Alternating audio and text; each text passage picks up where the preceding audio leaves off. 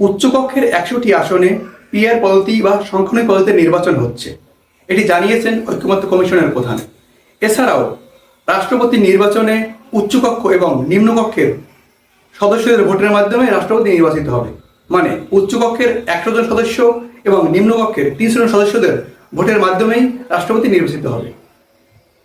তবে নিম্নকক্ষে সম্ভবত বর্তমান পদ্ধতিতেই নির্বাচন হওয়ার সম্ভাবনা রয়েছে। এছাড়াও রাষ্ট্রীয়ভাবে ক্ষমতা থাকছে ৩ বাহিনী প্রধানের নিয়োগ ছাড়াও ২ গোয়েন্দা প্রধানের নিয়োগ রাষ্ট্রপতির হাতেই থাকছে।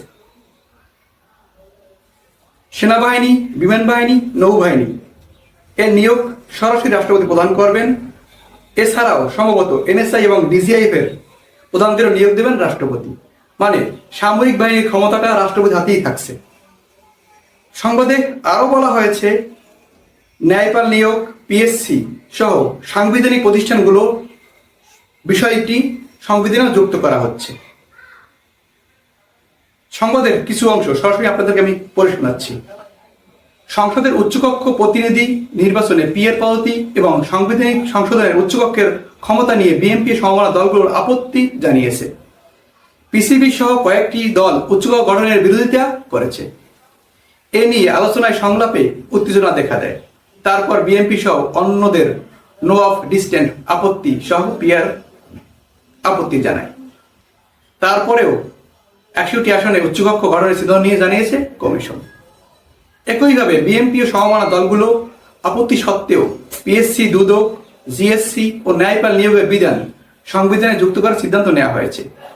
এছাড়া ৩ বাহিনী ও ২ গোয়েন্দা প্রধান নিয়োগ সরাসরি রাষ্ট্রপতির হাতে রাখার প্রস্তাব গৃহীত হয়েছে। কমিশনের সিদ্ধান্ত অনুযায়ী ২ কক্ষের সদস্যদের ভোটে নির্বাচিত হবেন রাষ্ট্রপতি।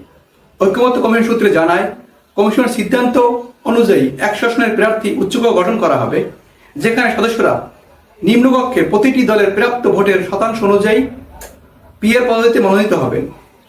এর আগে দীর্ঘ আলোচনা সত্ত্বেও দলগুলোর মধ্যে ঐক্যমত না হওয়ায় এবং ভিন্নমত থাকায় বিষয়টি কমিশনের উপর ন্যস্ত করা হয়েছিল। সেই দায়িত্ব পালনের অংশ হিসাবে কমিশন এই সিদ্ধান্ত নিয়েছে। বিষয়গুলো সংস্কারের অনেকটাই অগ্রগতি দেখা যাচ্ছে। তবে এভাবে নির্বাচন হলে অবশ্যই একটি পরিপূর্ণ সরকার গঠিত হবে। যদি উচ্চকক্ষ এবং নিম্নকক্ষের ভারসাম্য রক্ষা করা যায়, তবে আর কেউই ফ্যাসিস্ট হয়ে উঠতে পারবে না এবং এই দেশে আর কেউ অনাচার অত্যাচার চালিয়ে শেখ হাসিনা হয়ে উঠবে না। এই ২ কক্ষের ভারসাম্যটা সঠিকভাবে রক্ষা করা উচিত। এখন মনে হচ্ছে নিম্ন কক্ষে বর্তমান এপিটি পদ্ধতিতে নির্বাচন হওয়ার সম্ভাবনা রয়েছে। মানে এখন যেভাবে আমরা ভোট দিয়ে এমপি নির্বাচিত করি, এবং উচ্চকক্ষের ১০০ আসনে সমস্ত বাংলাদেশের ভোটের সংখ্যানুপাতিক হিসাবে শতাংশ হিসাবে পার্সেন্টেজ করে ১০০টি আসন দেয়া হবে। মানে কোনো দল যদি ১%ও ভোট পায়, তারা উচ্চকক্ষের ১টি আসন পাবে।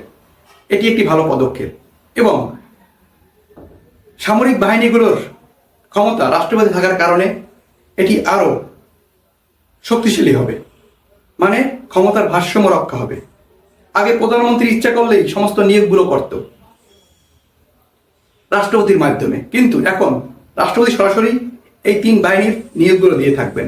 এছাড়াও ২ কক্ষের ভোটের মাধ্যমে যদি রাষ্ট্রপতি নির্বাচিত হয়, রাষ্ট্রপতি কখনো কোনো দলীয় হবে না, সে হবে সকলের, বাংলাদেশের সকলের। এভাবেই রাষ্ট্রপতি আমরা চাই। এটা খুব সুন্দর পদ্ধতি, এভাবেই যেন হয়। আশা করছি এভাবেই থাকবে এবং সামনে নির্বাচনে রাষ্ট্রপতি এইভাবেই নির্বাচিত হবে। তাহলে অবশ্যই একজন সঠিক দেশপ্রেমিক, সর্বদলের ঊর্ধ্বে উঠেই তিনি দেশ পরিচালনা করবেন। এই ঐকমত্যের কমিশনকে ধন্যবাদ এবং ডক্টর ইউনূসকেও ধন্যবাদ এই ধরনের সংস্কারে অগ্রগতি করার জন্য। ধন্যবাদ সকলকে, ভালো থাকবেন। আরো ভালো সংবাদ নিয়ে আপনার সামনে হাজির হব আমি, মামুন চৌধুরী।